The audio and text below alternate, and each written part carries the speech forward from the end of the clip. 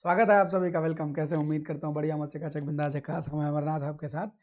बच्चा कल ये क्लास चल रही थी और कुछ टेक्निकल दिक्कत हो गई थी। ओबीएस में कुछ दिक्कत हो गई, ओबीएस क्रैश कर गया था, तो मैं कल रिकॉर्ड नहीं कर पाया। फाइनली आज हम मिल रहे हैं आपके साथ और अब हमें रिकॉर्डेड वर्जन में डालना शुरू कर देंगे। तो कल 22 नंबर सवाल तक व्याख्या हो पाई थी। राहुल वेल वाला वर्णन चल रहा था, ये आप देखिए ऊपर वाला, ये वाला सवाल हम लोग डिस्कस कर रहे थे और इसका उत्तर कि राहुल नायक नहीं नायिका है, ये हमने बताया था। आइए आज इसके आगे बढ़ते हैं।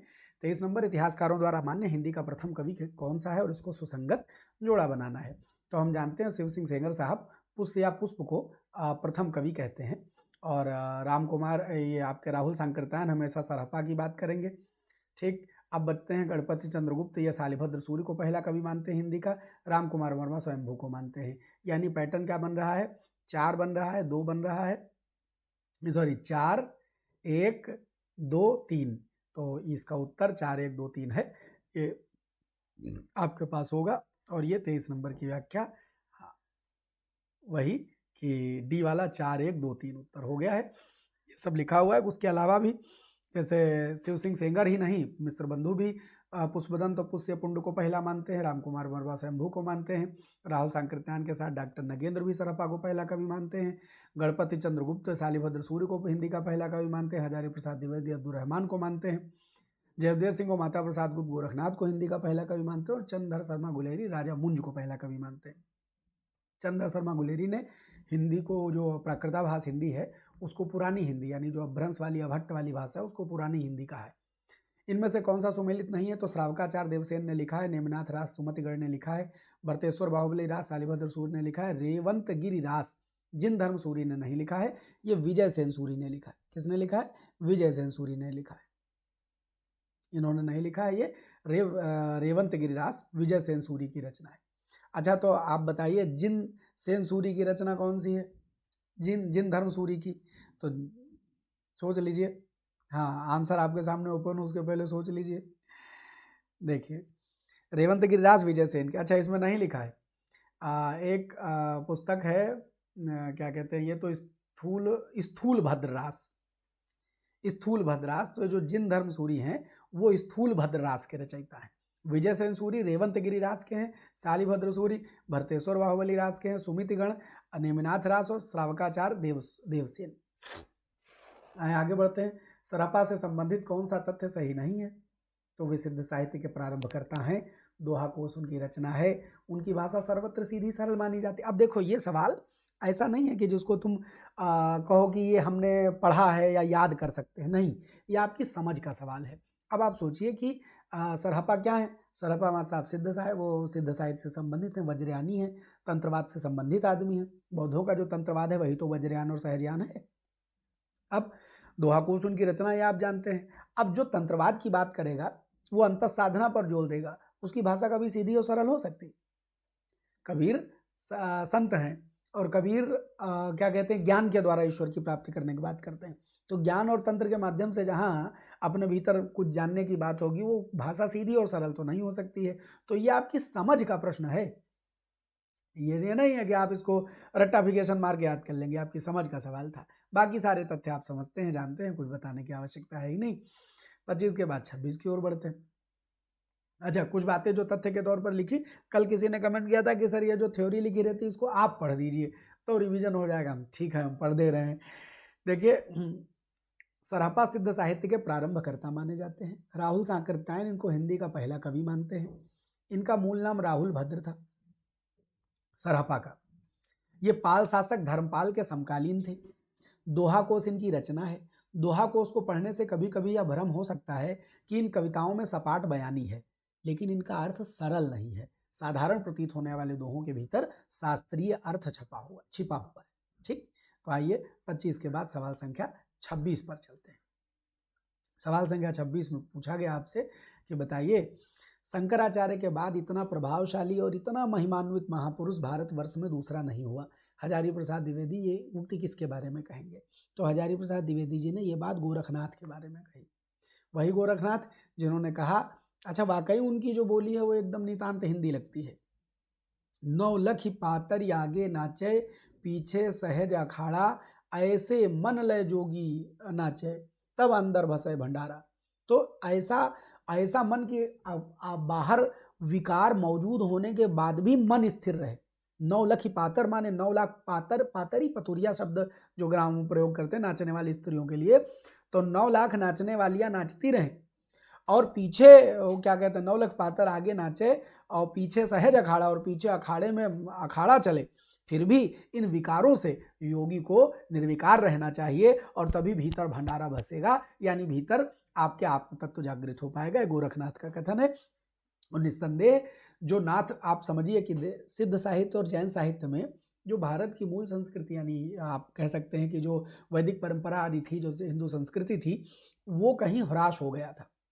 उसको आम आदमी के मन में अलख जगाने वाला काम अलख निरंजन कह के गोरखनाथ ने किया। तो इसलिए शंकराचार्य के बाद यदि इतना महिमान्वित महापुरुष भारतवर्ष में नहीं हो सकता तो ये बात खाली कहने के लिए नहीं है, आपके रटने के लिए हो। ये बात वास्तविकता में है कि जो बात हजारी प्रसाद द्विवेदी जी ने सोच विचार करके कही। अच्छा देखिए, गोरख जोग जगायो, गोरख जोग जगायो भक्ति भगायो लोग, ये लेकिन क्या कहते हैं तुलसीदास जी का कहना था कि गोरख ने योग जगाया और भक्ति भगा दी। मतलब ये तुलसीदास जी विरोधी कथन कह रहे हैं, तुलसीदास जी ये बात विरोधी कथन के तौर पर कह रहे हैं कि गोरखनाथ ने योग जगाया और भक्ति को भगा दिया। इनका कथन था कि भाई भक्ति ज़्यादा जरूरी चीज़ है, और जबकि गोरखनाथ जी योग की बात करते थे। और कुछ बिंदु जानने योग्य हैं। सिद्ध संप्रदाय का विकसित और परिवर्तित रूप ही नाथ संप्रदाय है। नाथ एक विशेष वेशभूषा धारण करते हैं जिसमें मेखला, श्रृंगी, गुदड़ी, खप्पर, कर्णमुद्रा, झोला आदि होते हैं। ये कान छेद कर कुंडल पहनते थे, इसलिए इनको कनफट्टा योगी कहते हैं। आप जानते हैं हमारे मौजूदा मुख्यमंत्री उत्तर प्रदेश के योगी आदित्यनाथ इसी परंपरा के योगी हैं। उन्होंने वो भी कान छेद के कुंडल पहनते हैं, वो भी कनफट्टा योगी हैं। तो ये वही परंपरा है जो गोरखनाथ परंपरा है। वो गोरखपुर में मठ बना हुआ है और उस मठ से आज भी वो परंपरा चल रही है। गोरक्ष सिद्धांत संग्रह में गोरखनाथ को ईश्वर की संतान के रूप में संबोधित किया है। गोरखनाथ का समय डॉक्टर राहुल शंकरत्यान ने 845 के आसपास माना है। गोरखनाथ जी की जो प्रमुख रचनाएं हैं उनमें अनमनस्क योग, गोरक्ष कल्प, गोरक्ष शतक, गोरक्ष संहिता, महार्थ मंजरी, ज्ञानामृत योग, योग चिंतामणि, विवेक मार्तंड, हठ योग और हठ संहिता। एक बात जो आपसे ज़्यादा पूछी गई है, ये तो डिटेल लिखी है इसलिए लिखा है, जो ज़्यादा पूछी गई है वो ये है कि गोरख वाणी जो गोरखनाथ की मूल वाणियाँ हैं, इसका क्या कहते हैं संपादन करके गोरखबानी नाम से किसने किया? तो पीताम्बर दत्त बड़थवाल ने एक गोरखबानी नाम से संपादन किया है, जिसमें गोरखनाथ की जो बानियाँ हैं, रचनाएं हैं, उनका सम्मेलन किया गया है। डॉक्टर दशरथ शर्मा आदि कुछ विद्वान पृथ्वीराज आसो के किस संस्करण को मूल मानते हैं? तो जो सबसे छोटा संस्करण है, सिंपल याद रखना है, जो सबसे छोटा संस्करण उसको मूल माना गया है। और ये कहा जाता है जो बड़े बड़े छंदों वाली रचनाएं हैं ये सब क्या कहते हैं बाद में बढ़ा करके लिखा गया है, क्योंकि जो आल्हा है ये सबसे ज़्यादा लोक में गाई जाने वाली चीज़ है। हम तुमको बताएं, तुमको मज़ा आएगा। हम सब छोट रहे तो आल्हा की जो धुन है, गांव के लड़के इसे उस पर बना लेते थे नए नए धुन। तो हम सब बचपन में कहते थे आल्हा मर गया आलू कह के। गलत है, बचपना है, मैं अब ये उससे नहीं हूँ, लेकिन ऐसे लड़के आपस में मजाक मजाक में आल्हा सुनते थे, कुछ उल्टा पुल्टा बना लेते, आल्हा मर गया आलू कह के उधर मरे टमाटर खाए। अब अगर उस धुन पे किसी ने उसमें कोई नई कहानी बना के जोड़ दी तो इस तरह वो बढ़ता चला गया है, ऐसा मानते हैं जो विद्वान है। तो इसीलिए कहा गया कि जो सबसे छोटा संस्करण है वही मूल संस्करण है। ठीक, तो ये हो गए आपके सबसे छोटा 27 नंबर सवाल। 27 के बाद आइए 28 पर चलते हैं।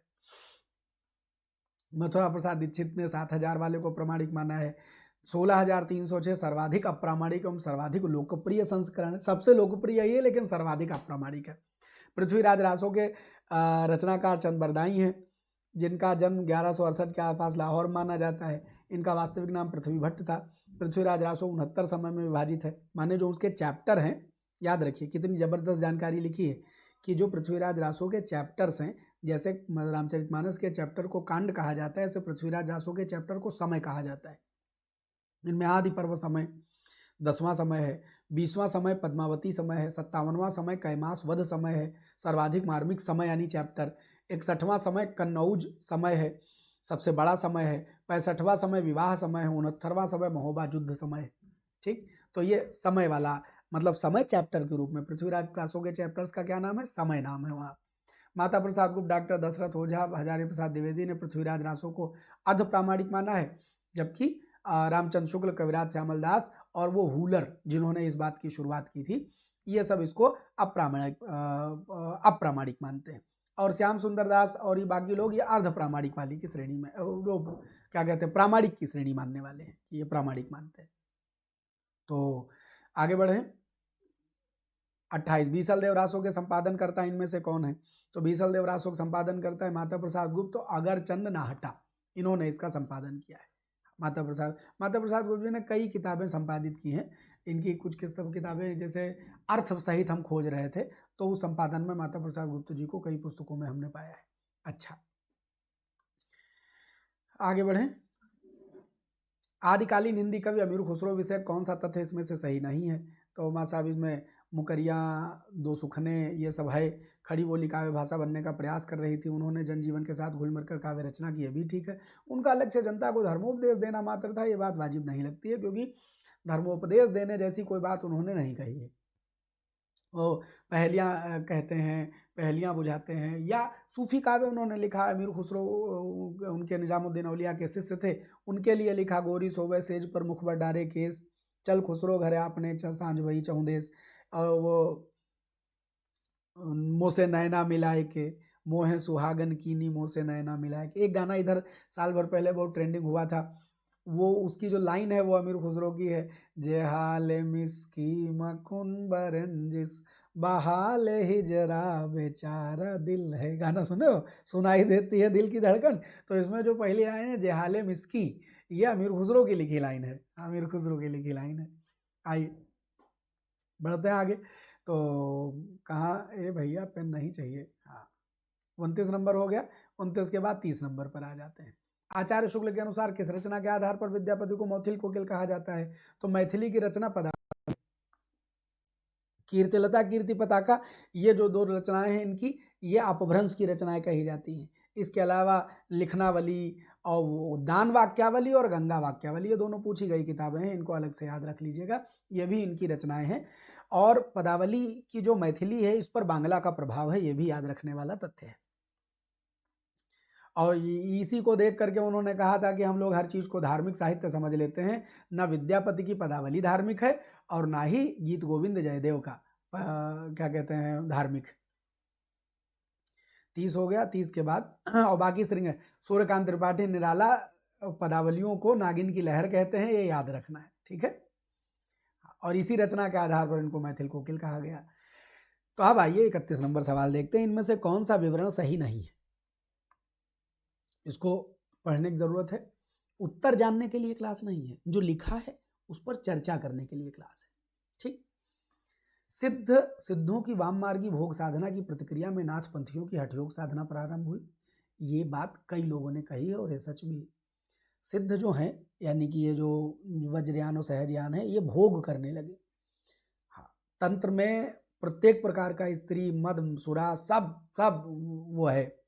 नाथ पंथ जो है ये अपने आप को साधने की कला है, तो ये उसकी प्रतिक्रिया में, आम आदमी परेशान हो चुका था इनकी भोग साधनाओं से, तो इसकी प्रतिक्रिया में ये आया। जैन साहित्य आचार, रास, फागु और चरित आदि शैलियों में लिखा गया है। हाँ जी, भरतेश्वर बाहुबली रास, फागु में, चरित में, आचार में ये लिखा गया है, निसंदेह लिखा गया है। श्रावकाचार में आचार आपने देखा होगा, भरतेश्वर बाहुबली रास में आपने रास देखा होगा, फागु और चरित साहित्य भी है। हिंदी प्रदेश के पूर्वी भाग में जैन साधुओं ने हिंदी कविताओं के माध्यम से जैन मत का प्रचार किया। गुरु जी हिंदी कविता तो नहीं लिखे रहे वो लोग, भाई वो तो क्या कहते हैं, जो उस समय की अपभ्रंश भाषा है उसका इस्तेमाल किया है। सिद्ध साहित्य बौद्धों की वज्रयान उपशाखा से विकसित हुआ, ये भी एकदम ठीक बात है। तो जो बात ठीक नहीं है वो सी ठीक बात नहीं।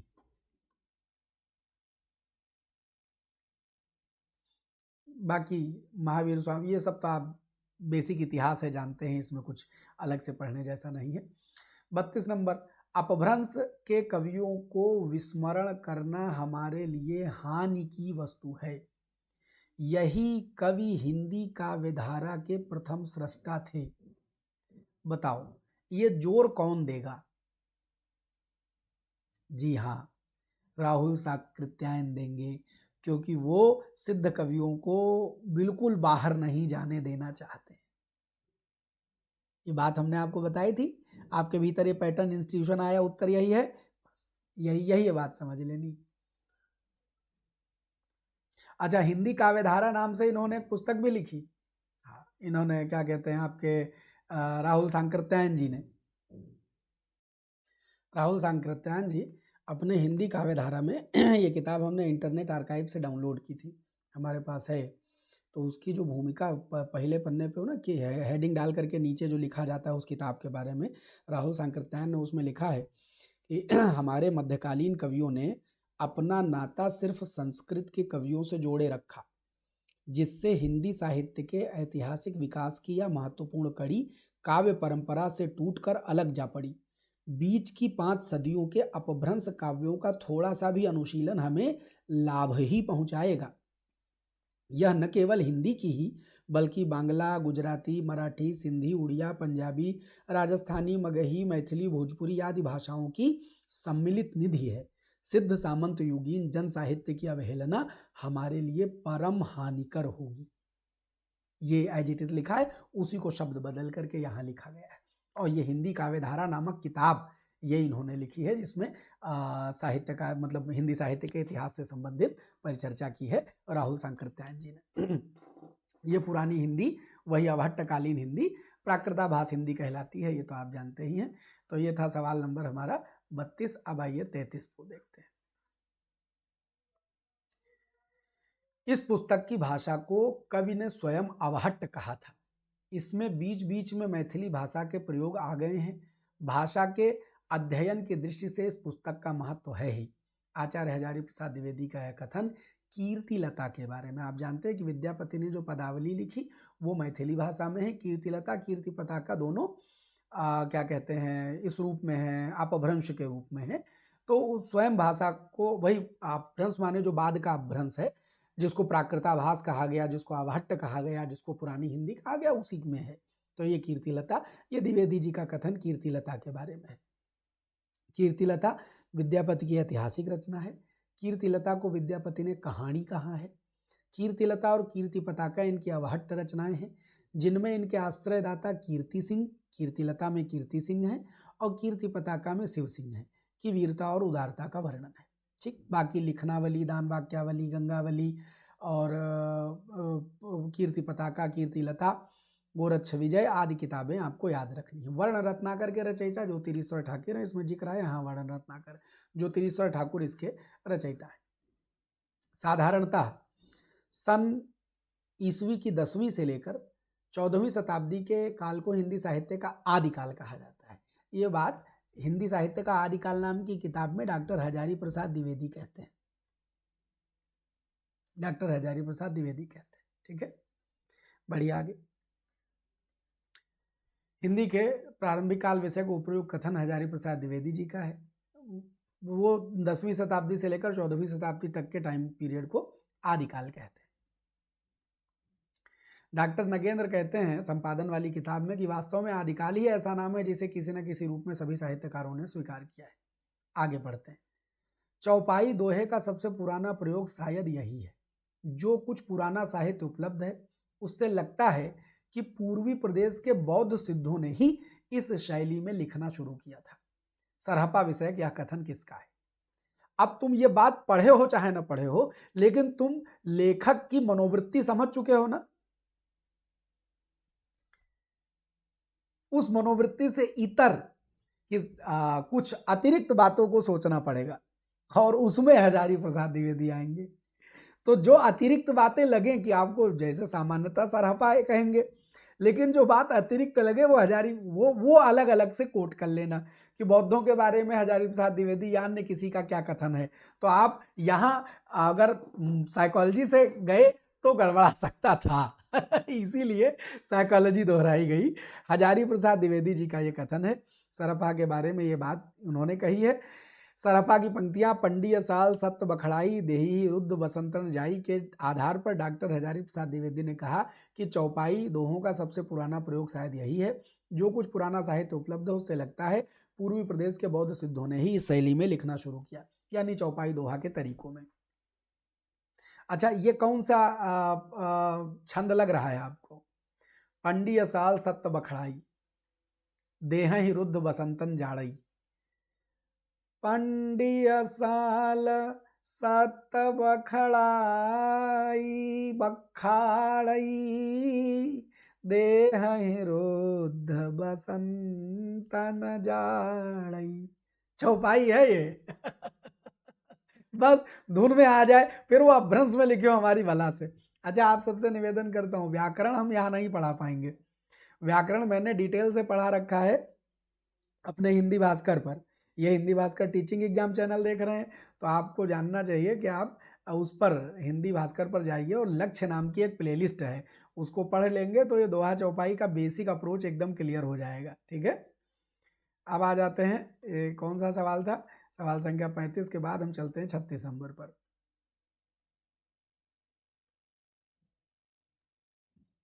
इनमें से सुमेलित नहीं है तो किताबों के नाम आप जानते हैं। ये एक अतिरिक्त रास चंदन बाला रास आसगु ने लिखा है। स्थूलभद्र रास विजय सेन सूरी की रचना नहीं है, ये जिन धर्म की है। ये याद हो चुका है, पीछे डिस्कशन में आ चुका है। उक्त व्यक्ति प्रकरण दामोदर शर्मा या दामोदर पंडित कह लीजिए। वर्ण रत्नाकर ज्योतिरीश्वर ठाकुर ने लिखा है, तो कुछ विचार जैसा करना नहीं है। 36 के बाद 37, विजय सेन सूरी की रेवंतगिरी रास है, वो तो याद होगी। कुवलय माला कथा के लेखक उद्योतन सूरी है, याद करने वाला तथ्य है या अतिरिक्त तथ्य है। कुवलय माल कथा के लेखक उद्योतन सूरी है। ठीक है, ये जो कुवलय माला कथा है ये तुमको कई बार कुवलय माला कहा के रूप में मिल जाएगा, क्योंकि प्राकृत में कथा के लिए कहा शब्द प्रचलित है। ये जैन संप्रदाय संबंधित रहे क्योंकि सूरी हैं, उद्योतन सूरी। तो ये कुवलय माला कथा में कहानियां हैं।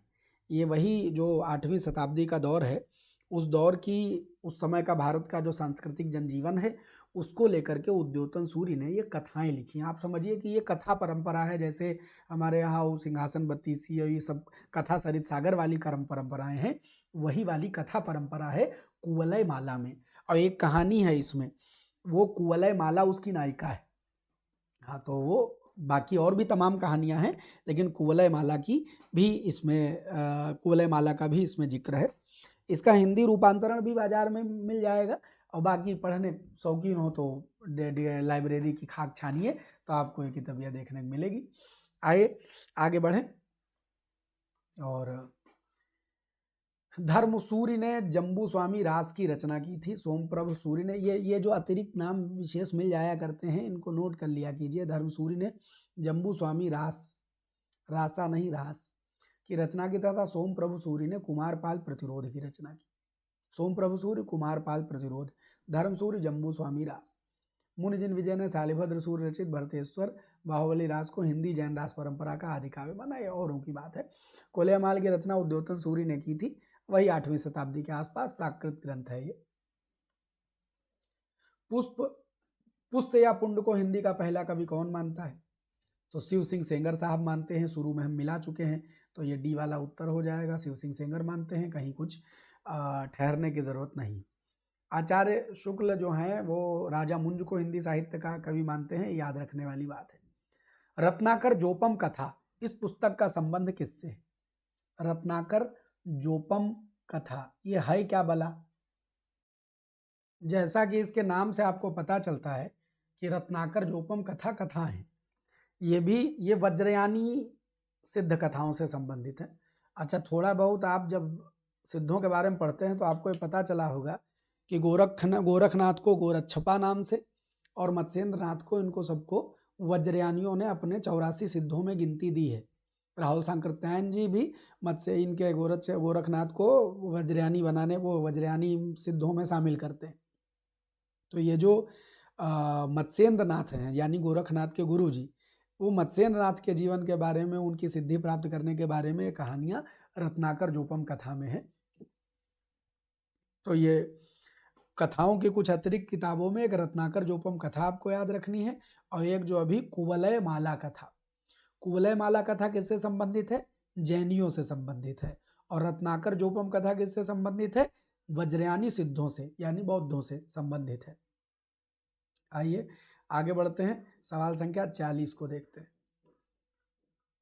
जेहाले मिस्की मकुन तगाफुल दुराए नैना बनाए बतिया, प्रसिद्ध पंक्तियों के रचनाकार कौन है? अमीर खुसरो हैं। हाँ, कुछ कहने की जरूरत नहीं है, ये तो अभी बतिया हो ही गई है हमारी। 41 में आ जाए, निर्भय भीम व्यायोग के लेखक कौन है? कुछ किताबें अब देखो यूपीटीजीटी 2021 में पूछ रहा है, तो ये जो अतिरिक्त किताबें हैं जिनके बारे में आपको बहुत जानकारी नहीं है और जो आपको तुरंत लिखनी नहीं है, तो ये अतिरिक्त किताबें क्वेश्चन आंसर के मोड में ही याद करी जा सकती है, प्रश्नोत्तर जा सकता है।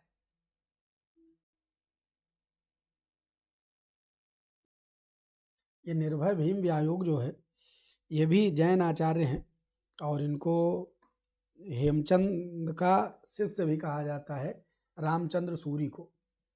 रच्चलेलू करके नाम इनका मिल जाता है किताबों में।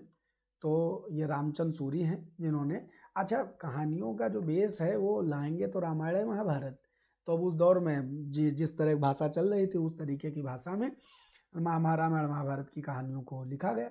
अब आप पौम चरित पढ़ते हैं तो पूरी जैन रामायण बना दी स्वयंभू ने, जिसकी वजह से उनको अपभ्रंश का वाल्मीकि कहा जाता है। अब वो क्या करते हैं, रामायण का मूल कथानक लेके अपने हिसाब से उसमें कुछ ट्विस्ट मार देते हैं कि उसमें जैन शामिल हो जाएं। इस दौर में जैनी अपने आप को प्रमुख साबित करने के लिए, बौद्ध अपने आप को बेस्ट बनाने के लिए, सब में वो इस दौर में मारा मारी है। जब ये किताबें पढ़ेंगे तो आपको लगेगा आज वाले दौर का जो ये चुनावी रंजिश है वो ठीक है, लेकिन पहले वाली ठीक नहीं है। तो निर्भय भीम व्यायोग, ये रामचंद्र सूरी, ये अब ये अतिरिक्त किताब है, ये आप रेगुलर में नहीं पढ़ते हैं, तो आप इनको नोट कर लीजिएगा। तो निम्नलिखित में से कौन सा नाम सिद्ध परंपरा की योगिनी का नहीं बल्कि योगी का है? तो आप जानते हैं कि इनमें कुछ योगिनियां भी हैं, जो सिद्ध हैं 84 सिद्ध, उनमें योगिनियों के भी नाम आते हैं। तो इनमें जो पुतलिपा हैं ये योगी हैं, बाकी ये, अरे भाई ठीक लग जा, ये योगी, ये बाकी जो तीनों हैं ये योगिनियां हैं। आप जानते हैं कि 84 सिद्धों में 4 महिलाएं हैं, यानी 4 योगिनियां हैं। अब एक काम बस आप उसके लिए करें कि जो भी किताब आपके पास हो, न हो तो गोविंद पांडे, सरस्वती पांडे, वो हम 84 सिद्धन के नाम लिखे हैं। एक बार 84 सिद्धों के नाम पढ़ के उसमें से जो महिला सिद्ध हैं उनके नाम अलग कर लीजिए तो याद हो जाएगा। बस एक नाम अतिरिक्त इसमें जोड़ लीजिए, मणिभद्रपा यहाँ लिखा है, मेखलपा यहाँ नहीं लिखा है, बस मेखलापा, कनखलापा और लक्ष्मी कराव, मणिभद्रपा और एक नाम मेखलापा जोड़ लीजिए। 4 महिला सिद्ध हैं और बाकी 80 जो हैं वो पुरुष हैं, जिसमें लुईपा, लीलिपा, वीरूपा, डोम्बिप्पा, सबरपा, सरहपा, कंकालीपा, मीनपा, गोरक्षपा, ये सब नाम आपको मिलेंगे अगर आप इनको सीक्वेंस से पढ़ डालेंगे। तो किताबों में तो ये भी लिखा रहता है कौन ब्राह्मण, कौन क्षत्रिय, कौन वैश्य, कौन शूद्र, ये सब जोड़ा गया है साथ में। तो एक नाम आप अतिरिक्त यहाँ लिख लें, चाहे नोट्स में शामिल कर लें, जो आप नोट शॉर्ट नोट बनाते हमारे साथ चल रहे हैं। एक महिला का और नाम मेखलापा आप इसमें बढ़ा लीजिए, मेखलापा एक नाम और बढ़ा लीजिए। बाकी ये जो बाकी और नाम कोई आवे, ये मणिभद्रपा, मेखलापा, लक्ष्मी का राव, कनखलापा। अच्छा हम तुमको याद करने का तरीका बता दें, देखो मणि पहनी जाती है, मेखला पहनी जाती है, मेखला वो जो करधनी होती है उसको बोलते हैं, लक्ष्मी स्त्रीलिंग शब्द है, और कनक को कनखलापा को तुम कनकलता कह लो, हाँ कि ये स्त्री वाला भाव देता है। तो ये 4 नाम स्त्री भाव देने वाले सिद्धों के हो गए, ये 4 स्त्रियां हो गई, योगिनियां हो गई। बाकी कोई नाम आवे तो उनको आप सीधे पुल्लिंग नाम समझ लीजिएगा, ठीक है। 42 के बाद 43 देखें, हिंदवी का पहला प्रयोग सबसे पहले किसने किया? तो हिंदवी का जो पहला प्रयोग आपको मिलेगा वो मिलेगा, अब आप सोचेंगे ये नई वाला कहाँ से आ गई, इसमें तो वो मास्टर साहब हमारे प्रिय अमीर खुसरो लिखे ही नहीं। अमीर खुसरो 13वीं शताब्दी में इसका उपयोग करते हैं, अब इब्ने बतूता तो करेंगे नहीं, बदायूनी फारसी में लिख रहे हैं, रामचंद्र शुक्ल पहले करवा देंगे तो उसके पहले अमीर खुसरो कहाँ जाएंगे। तो आप समझिए कि ये जो अबू सईद हैं ये 1049 में कोई इतिहासकार हैं एडी में, यानी कि 13वीं शताब्दी में जब अमीर खुसरो हिंदवी लफ्ज का इस्तेमाल करते हैं उसके पहले ही इस शब्द का इस्तेमाल कौन कर चुका है? अबू सईद कर चुके हैं। तो हिंदवी शब्द का, हिंदवी लफ्ज का पहला प्रयोग आपको मिलेगा अबू सईद के द्वारा। ठीक है, अगले सवाल पर चलें, 44 नंबर। ये लिखा भी है, ठीक। अच्छा, हिम्मत तारीख वारीख नहीं लिखी इनकी, लिखे चाहिए रहा इनका, वरना कौन जाने अबू सईद खाली रट के मार के छोड़ दो। कलचुरी राजवंश की 7 नायिकाओं के नख सिख वर्णन से संबंधित ग्रंथ कौन सा है?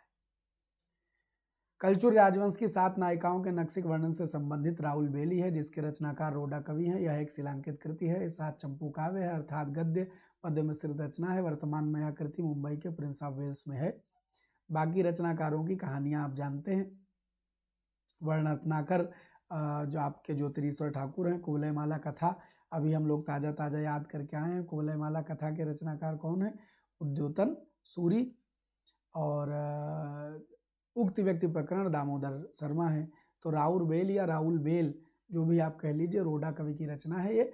और इसमें ये कलचुर राजवंश की 7 नायिकाओं के नक्सिक का वर्णन मिलता है। राहुल बेल के बारे में ये एक नया तथ्य आप अतिरिक्त जोड़ लीजिएगा कि नख सिख वर्णन का पहला प्रयोग आपको अगर कहीं मिलेगा तो आपको ये राहुल बेल या राउर बेल में मिलेगा। ठीक, तो ये नख सिख वर्णन कलचुरी राजवंश की 7 नायिकाओं का इसमें मिलता है। तो नख सिख वर्णन जो बाद में रीतिकाल के कवियों ने अपनाया, उसका जो आरंभ मिलेगा वो आपको कहाँ मिलेगा? इसी राहुल बेली में मिलेगा। काम भाव और शरीर का सौंदर्य उनके यहाँ उत्सव रूप है। विद्यापति के संदर्भ में यह कथन किसका है? तो ये कथन रामस्वरूप चतुर्वेदी जी का है। हिंदी साहित्य और संवेदना का विकास में वे लिखते हैं कि ये काम भाव और शरीर का सौंदर्य उनके यहाँ उत्सव रूप है। जो, और मैंने ये बात आपको बताई भी है कि आप इसको धार्मिक साहित्य न समझें। विद्यापति ने जो पदावली लिखी है वह पूर्णतः श्रृंगारिक ग्रंथ है। शुक्ल जी साहब कहते हैं, आध्यात्मिक रंग के चश्मे आजकल बहुत सस्ते हो गए, उन्हें चढ़ाकर जैसे कुछ लोगों ने गीत गोविंद को आध्यात्मिक बताया, वैसे विद्यापति के इन पदों को भी, लेकिन वो है श्रृंगार। श्रृंगार रस के सिद्ध वाक कवि इन्होंने कहा। बच्चन सिंह ने इनको जातीय कवि कहा। और जो पदावलियां हैं विद्यापति की, इनको इनकी मादकता को देखकर नागिन की लहर कहा है निराला जी ने। ठीक, आगे बढ़े। अपभ्रंश में दोहा काव्य की परंपरा का प्रारंभ किसने किया? तो अपभ्रंश में दोहा काव्य की परंपरा का प्रारंभ जोइंदु ने किया। परमात्मा प्रकाश एवं योगसार इनकी प्रमुख रचनाएं हैं। दोनों रचनाएं 6ठी सदी के धर्म दर्शन एवं इंद्रिय निग्रह को आधार मानकर लिखी गई। हेमचंद अपने समय के प्रसिद्ध जैनाचार्य, इन्हें प्राकृत का पाणिनि कहा जाता है। इन्होंने शब्दानुशासन लिखा। ये जो जोइंदु हैं, ये वस्तुतः सब जब अगर इनका संस्कृत नामकरण किया जाए तो ये योगिंदु हैं। योगी इंदु, योगियों में चंद्रमा के समान, तो शब्द बनेगा योगिंदु। ये योगिंदु ही जोइंदु कहलाते हैं। और दोहा काव्य परंपरा, ये जैन कवि हैं, जैन कवि हैं। और दोहा काव्य परंपरा के आरंभकर्ता माने जाते हैं। इनका एक दोहा हम आपको सुनाते हैं। दोहा है कि पंचह अड़ायकु वसी करहूं, जेण होति वसियर्ण। प्राकृत है, अभ्रंश है। इसको दोहे की धुन में सुनो कि पंचहड़ायकु वसी करहूं, जेण होति वसियर्ण, मूल विड़णई तरुवरह, अवसई सो कहीं पर्णो। जो इंदु अवसई सो कहीं पर्णो। कहें गुरु जी ये क्या माने का है? और सुनो माने सुनो। पंचह रायक वसी करो, माने इन 5 चीजों को हे नायक तुम वश में कर लो। तो कौन 5 चीज? 5 इंद्रियां। तो हे नायक तुम इन 5 इंद्रियों, मतलब यहाँ नायक से तात्पर्य है कि 5 इंद्रियों के नायक को वश में करो, अर्थात कि जो मन है खाली इसी को वश में कर लो। तो 5 इंद्रियों के नायक मन को वश में करो। और जेण होति वसी अण, जिससे अन्य भी तुम्हारे वश में आ जाएंगे। जेण होति, जिससे हो जाएंगे, वसी अण, अण माने अन्य, अन्य लोग, अन्य भी इसी से वश में आ जाएंगे। और फिर दृष्टांत देते हैं कि मूल विड़ठई तरुवर, अगर तुम तरुवर यानी पेड़ की मूल यानी जड़ को नष्ट कर दो तो अवश्य सूख ही पड़ू, बिना चाहे ही पत्ते तो सूखे ही जाएंगे। तो इसलिए 5 इंद्रियों के नायक इस मन को अपने वश में कर लो, जिससे कि बाकी अन्य स्वतः वश में आ जाएंगे। और अगर तुम मूल का नाश कर दोगे पेड़ के तो पत्ते तो सूख जाइए करेंगे। तो पंचेंद्रियों में भटकने के बजाय मन को ही सीधे कंट्रोल में कर लो। यही बात अर्जुन भगवान कृष्ण से पूछते हैं। कहेंगे तस्मारेव निग्रह मन्ये वायुरेव सुदुष्करम। हाँ, चंचला ही मन कृष्णम प्रमाथि बलवद्रणम। भगवत गीता में आप अर्जुन कहते हैं चंचला ही मन कृष्णम प्रमाथि बल, जो योगी है उसके दिल का यही दर्द है, मन कैसे वश में आवे। चंचला ही मन कृष्णम प्रमाथि बलवद्रणम तस्मारिव निग्रहे मन्ये वायुरिव सुदुष्करम। उसका निग्रह करना मन, हे कृष्ण मन बड़ा चंचल है और प्रमाथिब जैसे हवा तेज चलती है ऐसे बलवद्रणम, ऐसे बल और बल वाला और दृढ़ है। इसका निग्रहो मन्ये, इसका निग्रह कर पाना वायुरिव सुदुष्करम, जैसे हवा को बांधना। तो भगवान कृष्ण कहते हैं अभ्यासेनु तो कौन्तेय वैराग्यम च गृह्यते। अभ्यास कर अर्जुन, अभ्यास कर। अभ्यास से तो वैराग्य ग्रहण किया जा सकता है, मन क्या भला है। तो वैसा ही दोहा, ये एक दोहा है, हम पढ़े रहे किताबियों कि जो हिंदू ने लिखा हुआ है कि 5 इंद्रियों के नायक इस मन को अपने वश में कर लो, बस इसी से काम चल जाएगा। तो दोहा काव्य परंपरा अपभ्रंश का सबसे दुलारा छंद दोहा है, याद रखिएगा। और इस दोहे के आरंभकर्ता माने जाते हैं जो हिंदू या योग हिंदू। ठीक, आइए आगे बढ़ते हैं। तो ये उत्तर हो गया अभी।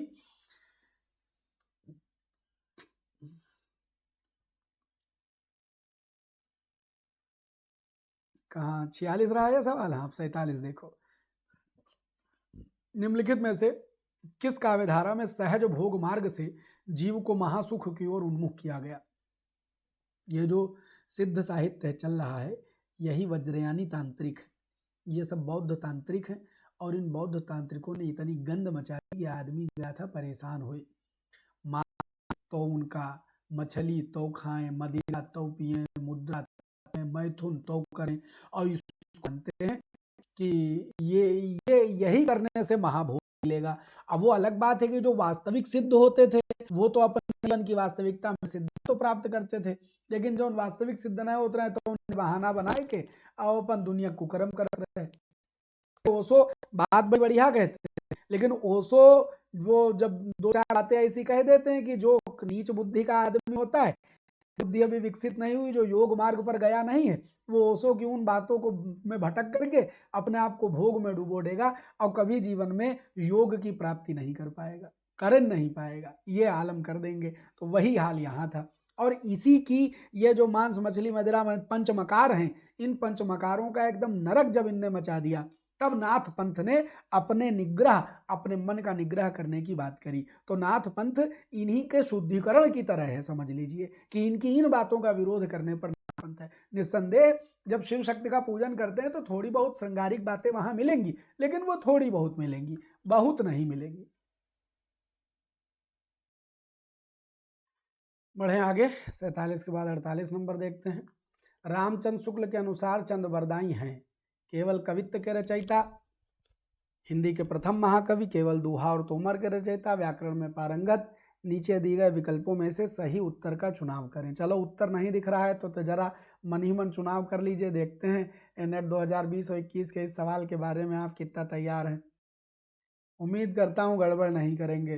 देखो, केवल कवित्व के रचयिता कहना वाजिब नहीं है और केवल दोहा और तोमर के रचयिता कहना वाजिब नहीं है।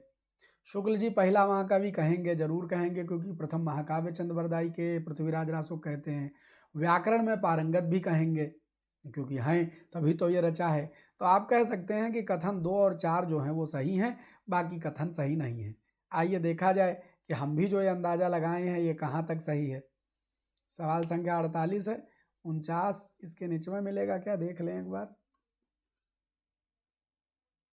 अच्छा, हाँ यही है, डी डी डी डी। हाँ, चाहे कि प्रथम महाकवि, प्रथम महाकाव्य है, व्याकरण में पारंगत हैं, छप्पा इनका निजी छंद है। शिव सिंह सेगर ने चंद्रवरदाई को छप्पयों का राजा कहा है, मतलब इसमें छप्पय खूब प्रयोग हुए, छप्पयों का राजा कहा है।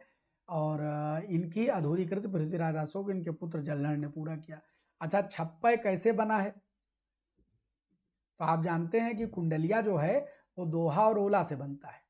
एक तरीका है, एक बार हम पता नहीं अनअकैडमी क्लास कर रहे थे तो एक बिटिया ने हमसे कहा कि गुरुजी हमने ऐसे याद किया है, तो हमको लगा कि ये भी याद करने का बढ़िया तरीका है, हम भी आपको याद करा दें। वैसे आपको याद रहता है, आप कहिए कुछ देर रोऊं, तो कू फार कुंडलिया, दे फार दोहा अल्टरनेट मिला और रो फार रोला।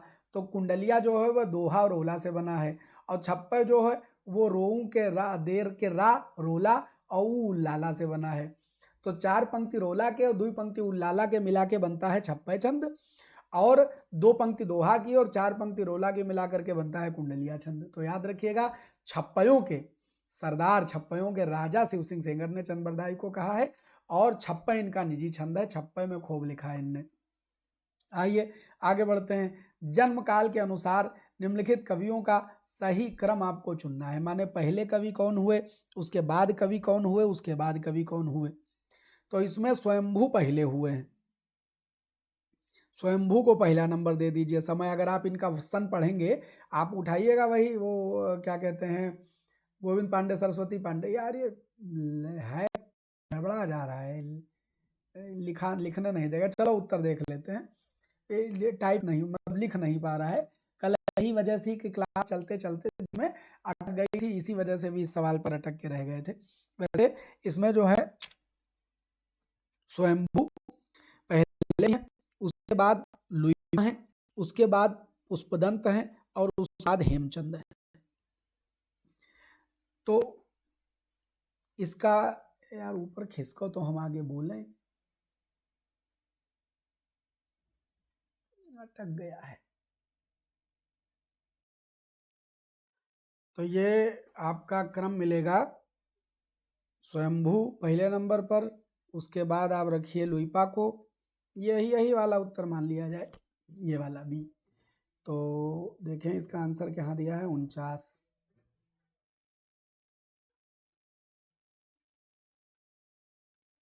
बहुत अटक रहा है।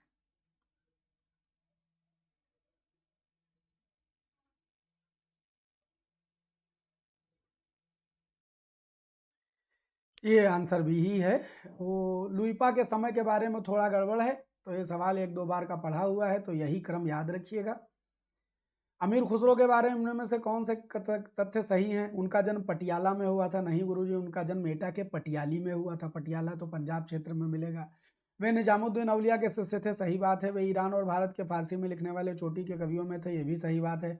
उन्होंने कहा था मैं हिंदुस्तान की तूती हूँ, मुझसे कुछ पूछना हो तो फारसी में पूछो, नहीं उन्होंने कहा था हिंदवी में पूछो। यानी क्वेश्चन संख्या 2, मतलब तथ्य 2 और 3 सही, यानी कि answer should be C. Answer क्या होना चाहिए, सी होना चाहिए। हाँ जी, होना चाहिए। इनमें से चंदन बाला रास के रचयिता कौन है? आसगु हैं। ये पेन लेने में कई बार गड़बड़ हो जा रहा है, ऐसे पढ़ते चलते हैं। ये वाले जो हैं ये आसगु हैं, इसमें चंदन बाला रास के रचयिता। वैसे देखें, पेन के अलावा कुछ और ले सकते हैं क्या, जिसके चलने में दिक्कत ना आवे। हाँ, देखते हैं।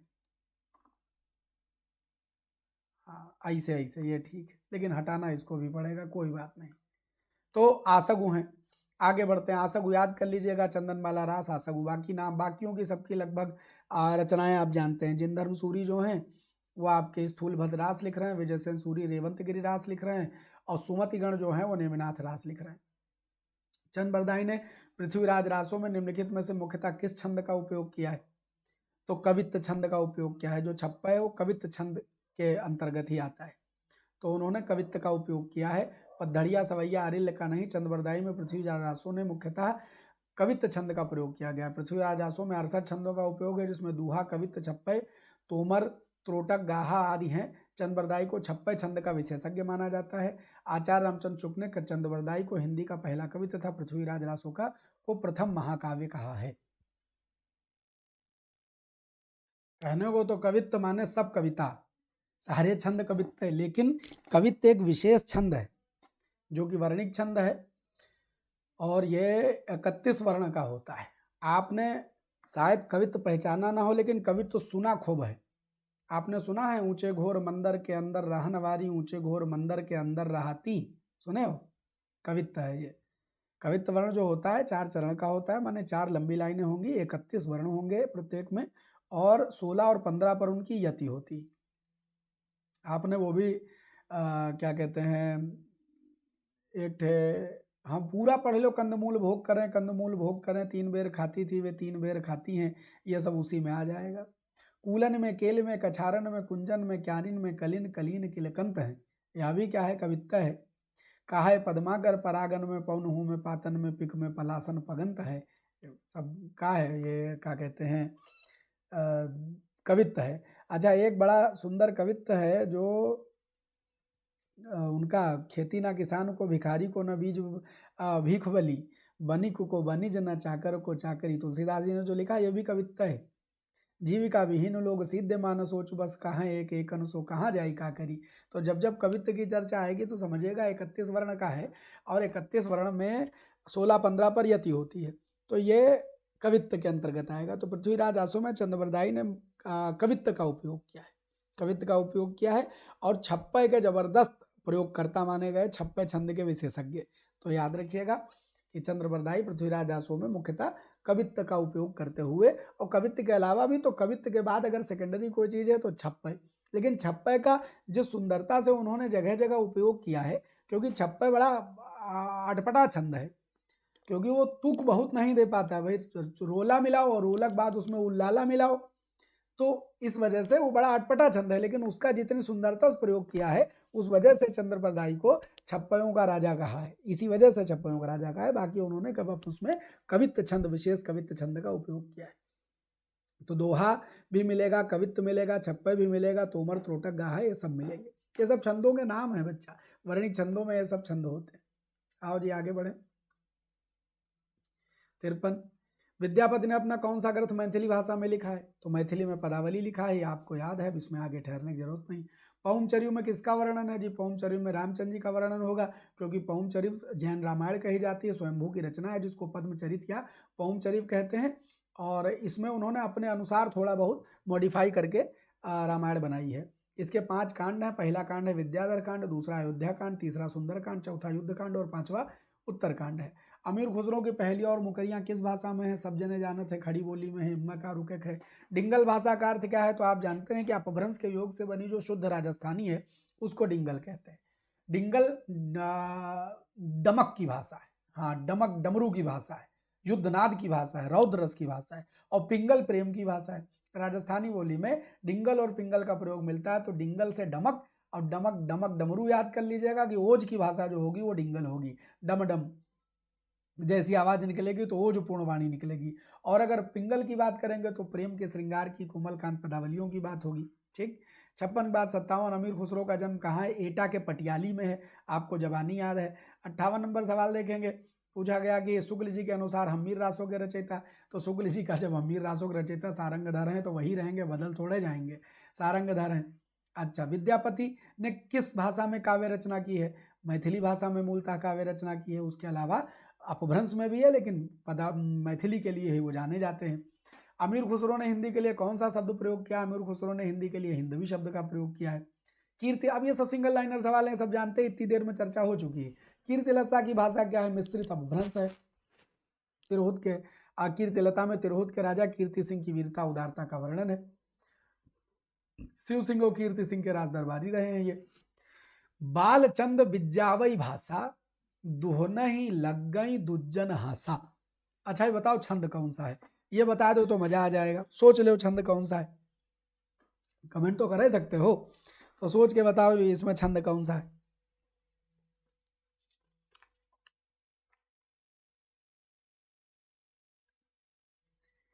बालचंद बिज्जावई भाषा, दोह नहीं लग गई दो जन हासा। राम सिया राम जय जय राम। चौपाई है ये, अपभ्रंश में चौपाई है। तो देखिए ये कीर्तिलता का, ये 2021 का सवाल है, रीडर एसबी पीजीटी में आया है। कीर्तिलता में ये पंक्तियां आई। अब कीर्तिलता पढ़े पढ़ी के खातिर, बाकी कुछ तुक्को याद करना पड़ेगा, कुछ याद करे वाला भी काम आ जाएगा है। आगे बढ़िए, क्या कहते हैं, इनमें से अमीर खुसरो की रचना नहीं है, तो पहेलियां तथा मुकरियां, दो सुखने खालिक बारी तो है गुरुजी, पुरुष परीक्षा नहीं है, ये तो सब जानते हैं। पुरुष परीक्षा विद्यापति की रचना है, ऊपर विद्यापति का जब जिक्र आ रहा था तो उसमें लिखी थी, याद है। इनमें से कौन निर्गुण भक्ति धारा का नहीं है? तो मां साहब विद्यापति निर्गुण भक्ति धारा के नहीं है, रैदास निर्गुण भक्ति धारा के हैं, कबीर निर्गुण भक्ति धारा के हैं, नानक भक्ति धारा के हैं, ये सब भक्ति काल के हैं, ये आदि काल के हैं। विद्यापति का किनारे करो इनका। ढोला मारूर दूहा में ढोला के पिता का नाम क्या है? ये याद करने वाली चीज है कि ढोला मारूर दूहा में आपको कल्लोल और कुशल राय वाचक के अलावा ये भी याद रखना है कि राजा नल जो है वो ढोला के पिता हैं। अच्छा, कल्लोल की रचना है और कुशल राय वाचक ने इसमें कुछ चौपाइयाँ जोड़ी। गोरखनाथ का समय 11वीं सदी है, ये मान्यता इसमें से किसकी है? तो ये मान्यता साहब पीताम्बर दत्त बड़थवाल की है, क्योंकि गोरखनाथ पर पीताम्बर दत्त जी ने बड़ा काम किया। ये डी याद रखिएगा, पीताम्बर दत्त जी ने बड़ा काम किया गोरखनाथ जी पर, तभी उन्होंने वो गोरखबानी का संपादन किया है। और देखें, ये पढ़ ही लें, गोरखनाथ का समय 11वीं सदी है, यह मान्यता डॉक्टर पीताम्बर दत्त बड़ा, वैसे इनका समय 8वीं शताब्दी 9वीं शताब्दी सब मानने वाले अलग अलग लोग रहे हैं। गोरखनाथ का समय 11वीं शताब्दी है, मान्यता डॉक्टर पीताम्बर दत्त बड़थवाल की है। मिस्र बंधुओं ने इन्हें हिंदी का प्रथम गद्य लेखक माना, यानी गोरखनाथ जी को। डॉक्टर पीताम्बर दत्त बड़थवाल ने गोरखबानी का संपादन 14 ग्रंथों को प्रामाणिक मानकर किया है। गोरखनाथ मत्स्येंद्रनाथ के शिष्य थे। नाथ पंथ सिद्धों की परंपरा से ही छट कर निकला है, ये कथन किसका है? यह कथन हिंदी साहित्य के इतिहास में आचार्य रामचंद्र शुक्ल कहते हैं। कौन कहता है? आचार्य रामचंद्र शुक्ल कहते हैं। ठीक, आइए आगे बढ़ते हैं।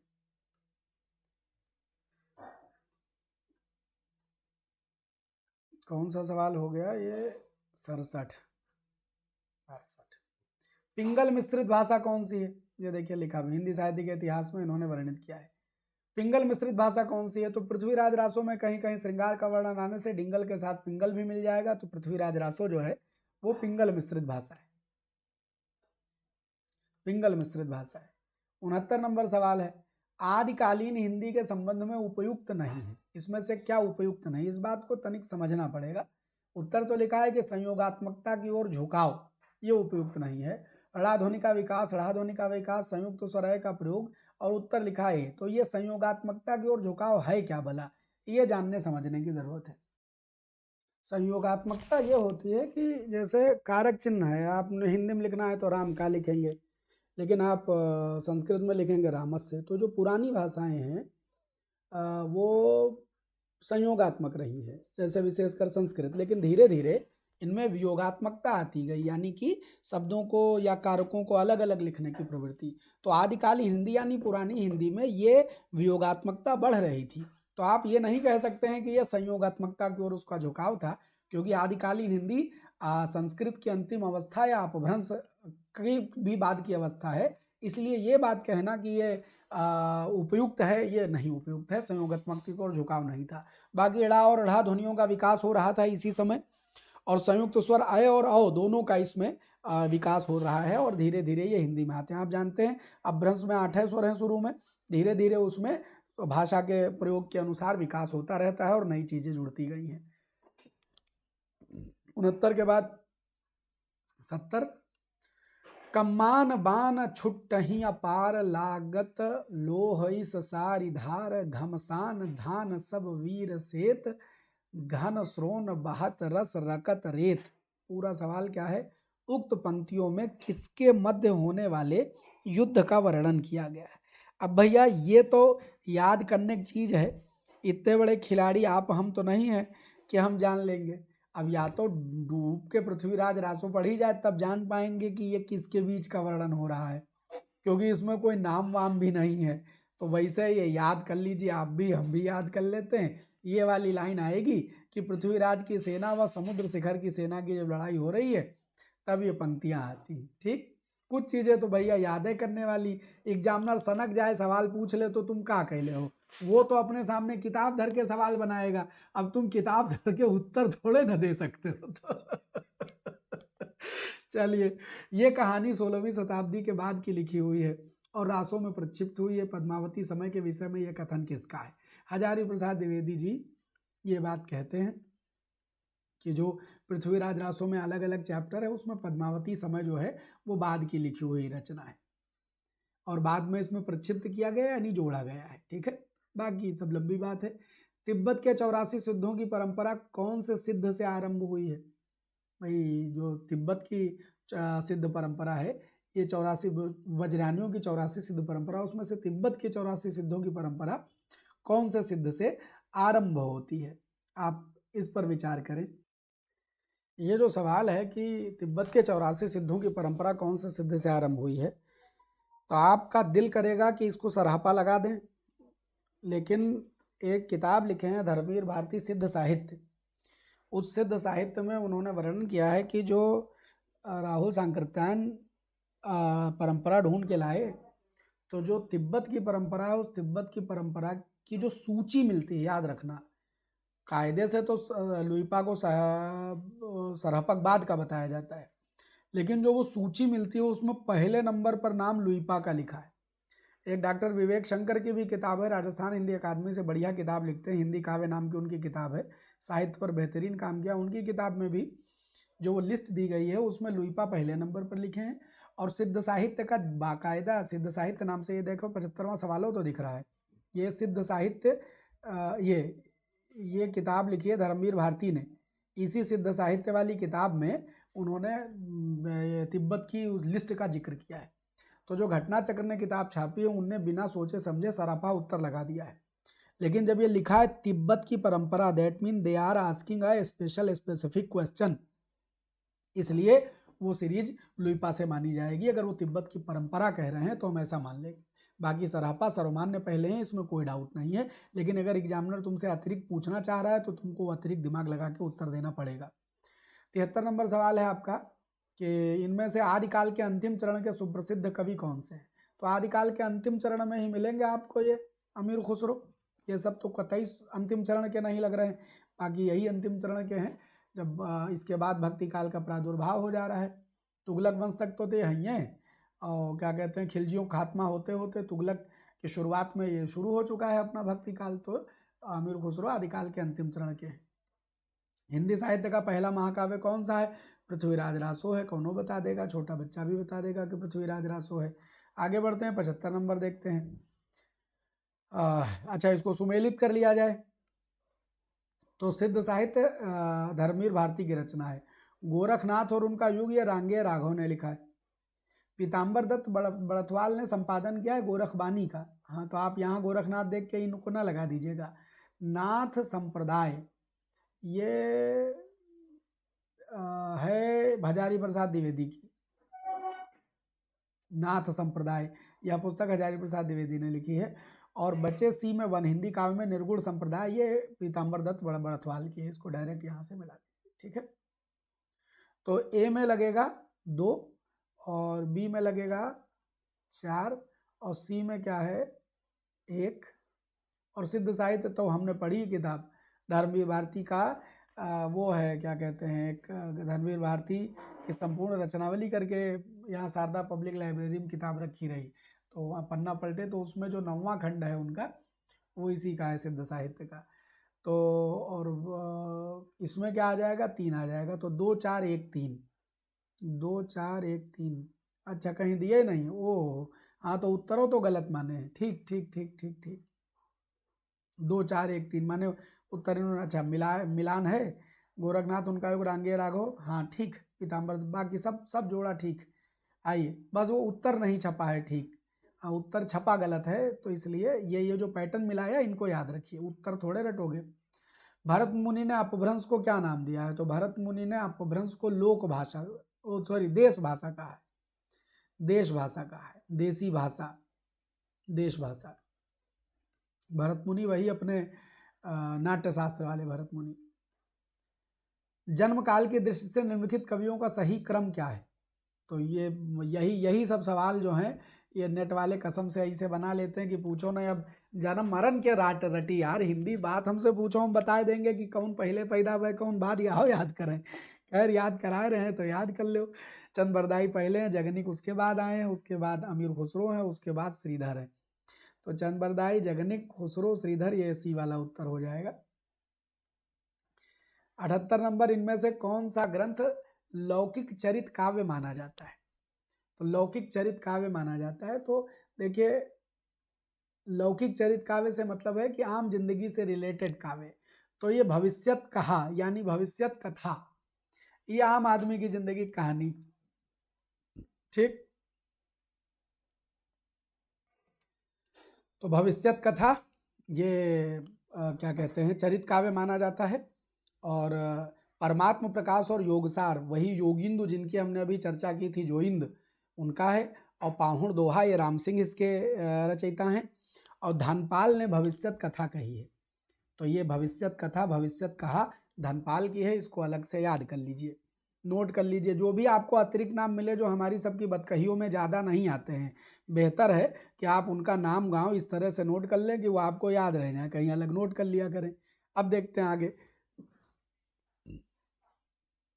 78 के बाद 79, 79 नंबर फिर आगे बढ़ने से मना कर रहा है। तो आगे बढ़े, 79 नंबर, नाथ संप्रदाय के प्रवर्तक इनमें से कौन है? भैया गोरखनाथ को संप्रदाय का प्रवर्तक माना जाता है। ये सच बात है कि मच्छिंद्र नाथ यानी मत्स्येंद्र नाथ उनके गुरु हैं, लेकिन प्रवर्तक के नाम पर जब आप नाम लगाएंगे तो आपको गोरखनाथ ही लगाना पड़ेगा। ठीक, और बाकी नवनाथों की परंपरा है इसमें, नागार्जुन, जड़भरत, हरिश्चंद्र, सत्यनाथ, भीमनाथ, गोरक्षनाथ, चरपट, जलंधर और मलयार्जुन, ये नवनाथों की परंपरा है, नवनाथ कहे जाते हैं। जैसे 84 सिद्ध वैसे नवनाथ। महापुराण के रचयिता इसमें से कौन है? तो महापुराण आदिकालीन ग्रंथ है जिसके रचनाकार पुष्पदंत हैं। इनकी रचनाएं 63 महापुरुष, गुणालंकार, अड़य कुमार चरियु, जसहर चरियु। 63 महापुरुष गुणालंकार को ही महापुराण कहा जाता है। महापुराण में 63 महापुरुषों का जीवन वर्णित है। पुष्पदंत को हिंदी का भवभूति कहा जाता है। शिव सिंह सेंगर ने पुष्पदंत को भाखा की जड़ कहा है तथा हिंदी का प्रथम कवि स्वीकार किया है। पुष्यपुंड पुष्पदंत नाम से अभी जो सवाल आया था वो शिव सिंह सेंगर ने इनको ही माना है। तो ये उत्तर कौन हो गए? पुष्यदंत लिख लो, ये हो जाएंगे।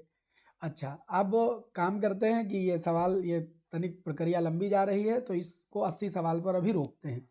आगे के सवालों में बहुत लंबी परिचर्चा नहीं होगी, धीरे धीरे हमारा भी अब ये फ्लो बन रहा है, तो इसको यहीं ख़त्म करते हैं और अगली क्लास रिकॉर्ड करके बाकी को शामिल करते हैं।